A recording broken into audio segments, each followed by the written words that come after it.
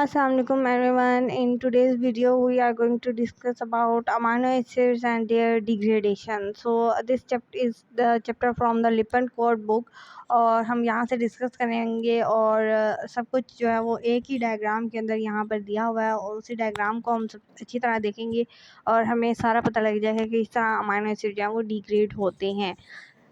ठीक है, so video को स्टार्ट करने से पहले I request to you to please to subscribe to my channel, like my videos और also comment me if you want some topic lecture on it. So please subscribe to my channel and become my YouTube family.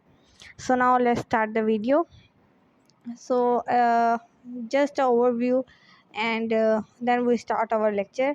So amino acid degradation involves the removal of alpha amino acid. So alpha amino acid is the amino group which is present to your terminal amino group and followed by the catabolism of this amino group and change it into the alpha keto acids, because after the removal of this amino group we have attached a keto group with this carbon skeleton. So these pathway converges to 7 intermediate products, and these 7 intermediate products are the products of your TCA cycle. TCA cycle is the Krebs cycle and tricarboxylic acid cycle. So these 7 intermediate products are oxaloacetic acid, pyruvate, alpha ketoglutaric acid, fumarate, succinyl CoA enzyme, acetyl CoA, and acetoacetate. So these are the 7 intermediate products which are used in that cycle, and the product directly enter your pathway and metabolizing due to and going as a result this 7 intermediates going to synthesize your glucose, various ketone bodies, lipids, and produce whole amount of energy for you by this tricarboxylic acid cycle. So now we have discussed the summary of this metabolism. Now we discuss how these amino acids going to use this, and at the last they have given to you some kind of genetic defects could be occur if these enzymes are absent in some cases. So now this diagram is explaining the whole concept. So now we discuss this in diagram. So in this diagram they are explaining what. Yes. So now in this diagram you see here is the glycolysis whole process. This is the glycolysis process, and this is the PPP. This is the pentose phosphate pathway, and here is the fatty acids production. Sorry, this is the fatty acid production. This is glycogen production. Okay, and here is this is the full amino acids metabolic process. So amino acid metabolic process is also explained below here. This is the zoom out form of this. Okay, they have also highlighted that. So now we focus on this diagram. So focus on this diagram. Okay, so now what is doing here? First the glycolysis occur, and as a result of glycolysis pyruvate is formed.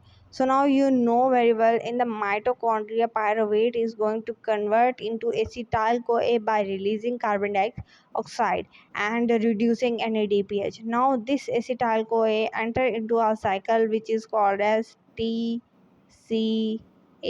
and these 7 intermediate products are again used, and various amino acids are going to convert into these 7 intermediates and going to catabolize amino acids. So now you know very well that acetoacetate is a ketone body. It could be converted into your acetyl CoA. So we have some amino acids which convert into acetoacetate. Now which amino acid convert into acetoacetate? Only ketogenic amino acids are going to convert into acetoacetate, because you know that acetoacetate is a ketone body, and only ketogenic amino acids going to convert into it. So I have explained to you that what is ketogenic amino acid and what is glucogenic amino acid. So ketogenic amino acids are those amino acids which on catabolism yield acetoacetate. So what are these enzymes? I give the example to you. All the aromatic amino acids are ketogenic amino acids. For example, here it is mentioned leucine, phenylalanine, tryptophan, tryptophan. All of these are aromatic amino acids, so they are included in ketogenic amino acids. Now two more are present, which could be ketogenic amino acid, leucine and lysine. So in the previous video I have given to you the two examples of ketogenic amino acid, leucine and lysine.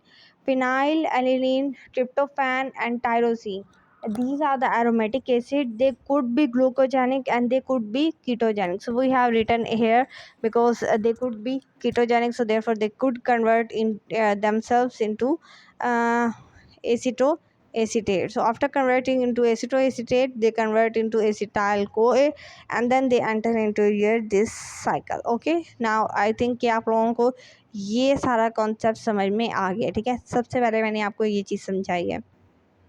Now अब जो next चीज़ हमने discuss करनी है ना, वो ये discuss करनी है कि अब पायरोवेट में कौन कौन से कन्वर्ट हो रहे हैं. ठीक है, अब ये चीज़ जो है ये भी बहुत आसान है क्योंकि ये चीज़ हम पहले पढ़ के आ चुके हैं. जितने भी अमाइनो एसिड देखिए पायरुवेट में कौन कन्वर्ट होगा, जो ग्लूकोजेनिक होंगे. ठीक है, जो ग्लूकोजेनिक होंगे. और ग्लूकोजेनिक में मैं आपको क्या एग्जांपल दी थी, जितने भी ए से बनते हैं अमाइनो एसिड, जैसे एलिनिन हो गया, एस्पार्टिक हो गया, एस्पार्टेट हो गया, जितने भी ए से बनते हैं इस तरह, और जितने भी जी से बनते हैं जैसे सॉरी मेरे जहन में नहीं आ रहा है, ग्लाइसिन हो गया, इस सो मेरे जहन में आ गया है ग्लाइसिन, ग्लूटामाइनेज, ग्लूकोजेनिक एसिड्स, जो इस तरह के एसिड्स हैं वो. और इसके अलावा सिस्टीन जो सी से बनते हैं, सिरोनिन, थ्यूरोरिन और ट्रिप्टोफैन. ये तो दो वो हैं जो ट्रिप्टोफैन मतलब ग्लूकोजेनिक भी हैं, कीटोजेनिक भी हैं. सो ये सारे ग्लूकोजेनिक कन्वर्ट हो रहे हैं पायरुवेट में. अब ग्लूकोजेनिक अमाइनो एसिड ही पायरुवेट में कन्वर्ट होंगे और फिर उनका मकसद ये होता है कि वो पायरुवेट से कन्वर्ट हो ग्लूकोज में. तो अगर ये अमाइनो एसिड्स चाहें तो यहाँ पायरुवेट से दोबारा ग्लूकोज में कन्वर्ट हो सकते हैं. और ये कैसे कन्वर्ट होंगे, ग्लाइकोलाइसिस का रिवर्स करके, यानी ये ग्लूकोजेनेसिस करेंगे. ठीक हो गया.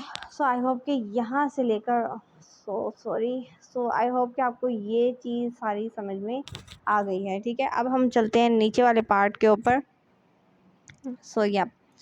अब यहाँ ऑक्जेलो एसीटेट का कंसेप्ट आप देख लें कि एस्पार जो जिनीन है वो एस्पार्टिक एसिड में कन्वर्ट होके ऑक्जेलो एसीटेट में कन्वर्ट हो सकता है. ऑक्जेलो एसीटेट एसिटाइल को से मिलके सिट्रेट में कन्वर्ट होता है. सिट्रेट आइसोसिट्रेट में कन्वर्ट होता है अपने आइसोमर में.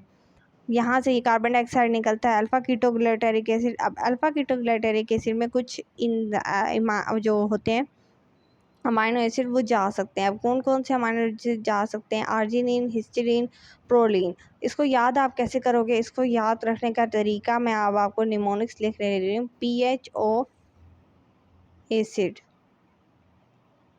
ऑफ एसिड जाता है अल्फ़ा कीटोग्लूटारेट में.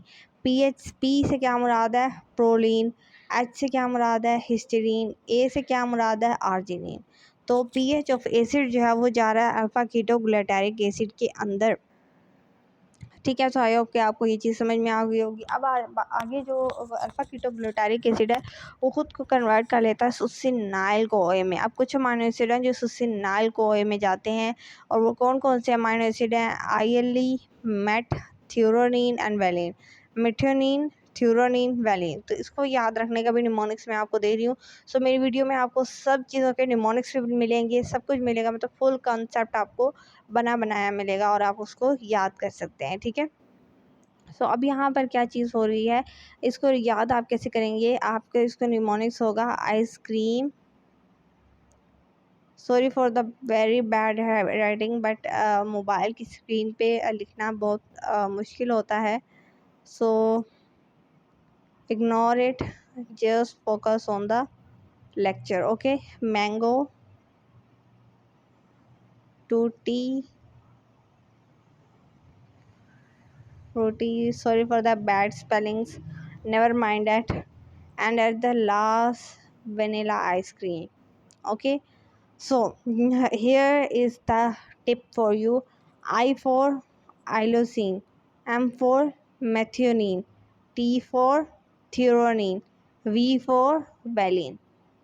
आई होप कि आप लोगों को ये चीज़ भी समझ में आ गई होगी। सो अब हम लोगों ने क्या रखा, इसका भी मैंने आपको निमोनिक्स बताया, इसका भी मैंने आपको निमोनिक्स बताया, इसका भी निमोनिक्स बताया और इसका भी निमोनिक्स बताया। हर चीज़ के निमोनिक्स मैं आपको सारे बताती आ रही हूँ, ठीक है। सो बिल्कुल भी परेशान होने की बात नहीं है। आर्जिनिन में क्या था, निमोनिक्स पीएच ऑफ एसिड, ठीक है। पी से प्रोलीन, एच से हिस्टिडीन, ए से आर्जिनिन। अब सुसिनाल कोए में कौन कौन जाएगा, ice cream, mango, tutti frutti, vanilla ice cream. तो आइसक्रीम के सारे फ्लेवर्स जो हैं वो मैंने आपके लिए लिखे हैं और वो सारे आइसक्रीम के फ्लेवर्स किस में कन्वर्ट होंगे, सुसिनाइल कोए में। सुसिनाइल कोए अपना कोए जो है वो रिलीज़ कर देता है और सुसिनेट में कन्वर्ट होता है। सुसिनेट से फ्यूमरेट बनता है। अब फ्यूमरेट में दो एंजाइम्स हैं जो फ्यूमरेट में कन्वर्ट हो सकते हैं, एक है फिनाइल हेनाडीन और दूसरा है टायरोसिन। अब इसको भी याद रखने का आसान तरीका ये है, फटा टायर। फटा टायर, जो टायर फटा हुआ होता है उसको हम कहते हैं फटा टायर। सो वो फटा टायर जो है वो कन्वर्ट हो सकता है फ्यूमरेट में, ठीक है। सो फनी जो है वो इजी लगते हैं अगर निमोनिक्स हम लोग अगर बनाया तो फटा टायर जो है वो फ्यूमरेट में कन्वर्ट होगा, फ्यूमरेट मैलेट में कन्वर्ट होता है, आपको पता है, और फिर ऑक्सैलो एसीटेट में होता है। तो इस तरह ये पूरा साइकिल चलता रहता है और ये पूरे साइकिल से क्या पायरुवेट आगे जाके कन्वर्ट हो सकता है ग्लूकोज के अंदर। तो इस तरह से अमाइनो एसिड्स अपनी मेटाबॉलिज्म करते हैं, ओके। इसके अलावा अमाइनो एसिड्स की दूसरी जो मेटाबॉलिज्म है वो यहाँ पर दी गई है। ये यूरिया साइकिल है जिसमें ऑक्सैलो एसीटेट एस्पार्टेट में जो है वो उसके साथ रिएक्ट कर रहा है, एस्पार्टेट के साथ। और फिर सिट्रोलिन जो है, नहीं, सबसे पहले स्टार्ट आप यहाँ से करेंगे कि अमोनिया जो है वो रिएक्ट करता है बाइकार्बोनेट आयन से। यहाँ पर बनेगा आपके पास carbonyl phosphate. Carbonyl phosphate react करेगा सिट्रोलिन से, सिट्रोलिन एस्पार्टेट से रिएक्ट करेगा और एस्पार्टेट कहाँ से आ रहा है, ऑक्सैलो एसीटेट से। यहाँ पे देखा आपने, ऑक्सैलो एसीटेट एस्पार्टेट में कन्वर्ट हो रहा है, उससे फिर एसिडीन बन रहा है। तो वही हो रहा है कि वहाँ पर ये कार्बोनाइल ये रिएक्ट करेगा, फिर आर्जिनोसुसिनेट बनेगा, आर्जिनोसुसिनेट से आर्जिनिन बनता है, आर्जिनिन यूरिया में कन्वर्ट होता है और साथ ही ऑर्निथीन को बनाता है, जिससे ये साइकिल जो है वो चलता रहता है। तो साथ मैंने आपको यूरिया साइकिल का भी कॉन्सेप्ट दे दिया है। मैंने आपको लेक्चर में ही पढ़ाया था कि यहाँ तक यहाँ तक ये सारा कुछ जो है ये हो रहा होता है माइटोकॉन्ड्रिया के अंदर, ये सारा साइकिल। और इसके अलावा ये वाला जो सारा साइकिल है जिस पे अब मैं ड्रॉ कर रही हूँ, ये अकर होता है साइटोसोल के अंदर। तो ये लीवर के अंदर हो रहा होता है, लीवर के माइटोकॉन्ड्रिया और साइटोसोल के अंदर ये प्रोसेस हो रहा होता है। और कौन कौन से एंजाइम होते हैं ये मैंने आपको यूरिया साइकिल की पूरी वीडियो में ये चीज़ पढ़ाई है। तो अगर आपने देखनी है वो वीडियो तो अभी से जाएँ और जल्दी से यूरिया साइकिल सीख के आएँ, ठीक है। सो आपने देख लिया कि यूरिया साइकिल से भी किस तरह से अमाइनो एसिड जो हैं वो ब्रेक डाउन हो रहे हैं। इसके अलावा ग्लूकोजेनेसिस का प्रोसेस आप सब लोगों को पता है कि किस तरह से जो है वो पायरुवेट कन्वर्ट होता है। आपने जस्ट ग्लूकोजेनेसिस का रिवर्स कर देना है और आप ग्लूकोज तक पहुंच जाएंगे। इसके अलावा जो चीज़ है आपके लिए वो यहाँ पर ग्लैक्टोज की है कि ग्लैक्टोज कन्वर्ट होता है ग्लूकोज 1 फॉस्फेट में। ग्लूकोज 1 फॉस्फेट आपका कन्वर्ट होता है यूडीपी में, यूडीपी ग्लूकोज। तो यूडीपी ग्लूकोज जो है वो आगे जाके आपका यूडीपी ग्लूकोज में कन्वर्ट हो सकता है और यूडीपी ग्लूकोज आगे ग्लूकोज में या ग्लाइकोजन में कन्वर्ट हो सकता है, ओके। इसके अलावा यहाँ पर ये वाला जो पाथवे जो लिखा हुआ है ये है फ्रूटोज के एंटर होने का, कि फ्रूटोज के साथ से एंटर होता है। फ्रूटोज 1 फॉस्फेट में जा रहा है, उसके बाद ग्लाइसरल्डिहाइड से वो इस पाथवे के अंदर एंटर हो सकता है, ठीक है। इस तरह से फ्रूटोज भी जा सकता है, लेकिन हमने पढ़ा था कि ओनली जो लिवर है उसके अंदर ये चीज़ हो सकती है, क्योंकि हमें चाहिए हेक्सो सॉरी सिर्फ लीवर के अंदर होता है ग्लूकोकाइनेज एंजाइम, लेकिन हेक्सोकाइनेज एंजाइम हर सेल के अंदर होता है, इसलिए हर सेल फ्रूक्टोज को भी ग्लाइकोलाइसिस के पाथवे से गुजार सकता है, ठीक है।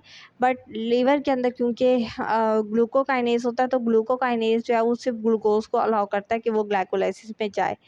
इसके अलावा अगर नीचे आप देखो तो यहाँ पर आपको फैटी एसिड्स की प्रोडक्शन मिल रही होगी कि किस तरह से हम एसिटाइल को ए को कन्वर्ट कर रहे हैं मेलोनिक के ओ एसिटाइल को ये मेलानिक से हमारा फैटी एसिड बन रहा है, ट्राइग्लिसराइड, ग्लाइसरोल और ये सारी चीज़ें रिलीज़ होती हैं। आपको पता है ना कि फैटी एसिड अगर आपने आपको चेंज कर ले, डिग्रेड कर ले, तो उससे फैटी एसिड, ग्लाइसरोल ये सारी चीज़ें जो हैं वो बनती हैं। तो इसका ये भी बता दिया कि इसका ताल्लुक फैटी एसिड्स के प्रोडक्शन और डिग्रेडेशन से क्या है। अच्छा, ये जो चीज़ यहाँ पर लिखी हुई है इसका मैंने आपको कहा कि ये फॉस्फेट पेंटोस पाथवे है, ये वही चीज़ है। यहाँ पर ग्लूकोज 6 जो फॉस्फेट है, जो हमारा ये ग्लाइकोलाइसिस में बना था, ये बनता है ग्लूकोज 6 फॉस्फोग्लूकोलेक्टोन। अब लेक्टोन में से ये लेक्टोन चला गया, 6 फॉस्फोग्लूकोनेट बच गया। अब ये 6 फॉस्फोग्लूकोनेट राइबोलोज 5 फॉस्फेट में कन्वर्ट होता है। राइबोलोज 5 फॉस्फेट अपने आइसोमर राइबोस में कन्वर्ट होता है। राइबोस से जाइलोस बनता है। जाइलोस जो है वो आगे इसी राइबोस के साथ मिलके सूडोहेप्टेलोस बनाता है। सूडोहेप्टेलोस और जाइलोस मिलके G3P, इसको हम कहते हैं G3P। G3P बनता है। G3P के बाद एथेरोलोस और सूडोहेप्टेलोस बनता है। ये दोनों जब आपस में मिलते हैं तो फ्रूक्टोज 6 फॉस्फेट हमारे पास बन सकता है। तो ये सारा था फॉस्फेट पेंटोस फॉस्फेट पाथवे। यहाँ पर मैंने आपको बहुत जल्दी में ये चीज़ समझा दी है, क्योंकि मैंने इस पर पहले ही वीडियो बना चुकी हूँ मैं, और उसमें बहुत डिटेल से मैंने ये चीज़ करवाई है आपको। आप जल्दी से जाएँ, उसको देख लें और ये सारा कॉन्सेप्ट आपका क्लियर हो जाएगा। मतलब इतना आसान मैंने करके समझाया है कि अगर आप उस वीडियो को एक दफ़ा ही देखेंगे ना, आपको ज़िंदगी भर ये पाथवे नहीं भूलेगा। बहुत से लोगों को इसमें कन्फ्यूजन रहती है, बट मैंने बिल्कुल ईज़ी करके ये चीज़ समझाई है और बहुत ही आसान करके समझाया है, जिसकी वजह से आज तक हर बच्चे को मुझे वो चीज़ याद है। ठीक है, सो इससे जल्दी से जाएँ। अगर आपको वो पाथवे मुश्किल लगता है तो जल्दी से जाएँ, उसको देखें और रट्टा बिल्कुल भी नहीं लगाना, इसको समझ के याद करना है। और समझ के जब आप याद करते हैं तो सारी चीज़ें आपको दिमाग में बैठ जाती हैं और फिर आपको कभी नहीं भूलता है। ठीक है, सो ये था आज का हमारा लेक्चर, और हमने देखा किस तरह अमाइनो एसिड जो हैं वो कन्वर्ट हो रहे हैं। पूरी एक ही हमने जो है वो इससे डायग्राम से हमने सब कुछ समझा कि किस तरह से अमाइनो एसिड जो हैं वो कन्वर्ट हो रहे हैं। मेजर जो अमाइनो एसिड की मेटाबॉलिज्म में आपने पाथवे जो याद रखना है, ठीक है ना, मैं आपको वो बता रही हूँ। वो आपने एक ये वाला पाथवे याद रखना है और दूसरा ये यूरिया साइकिल। इन दो चीज़ों को कभी भी मत भूलिएगा, और मैंने इन दोनों चीज़ों को आपको समझा दिया है, और आई थिंक कि आप लोगों को अब समझ में आ गई होगी। एक दफ़ा फिर जो है वो मैं आपको याद करवा देती हूँ, ये वाला नीचे वाला साइकिल, कि हमने यहाँ पर क्या निमोनिक्स बनाया था। ये सारे कीटोजेनिक अमाइनो एसिड हैं, वो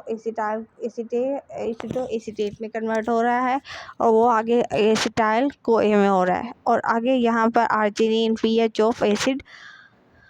यहाँ पर हमने ice cream, mango, tutti frutti, vanilla ice cream, पटाटायर वो फ्यूमरेट में जाएगा, ऑक्जेलो एसीटेट से एस्पार्जिनिन जो है वो इसमें जाएगा, और ये सारे ग्लूकोजेनिक अमाइनो एसिड्स हैं। Alanine, cytosine, glycine, serine, threonine, tryptophan. तो ये सारे जो अमाइनो एसिड हैं ये कन्वर्ट होंगे पायरुविक एसिड में, और आगे फिर पूरे साइकिल के अंदर ये घूमेंगे।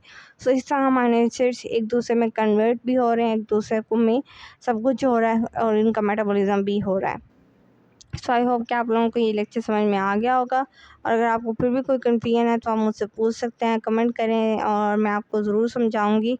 और मिलेंगे नेक्स्ट लेक्चर में, तब तक के लिए अल्लाह हाफिज़। अपना बहुत सा ख्याल रखिएगा, मुझे अपनी दुआओं में याद रखिएगा, और take care of yourself. Allah हाफिज़।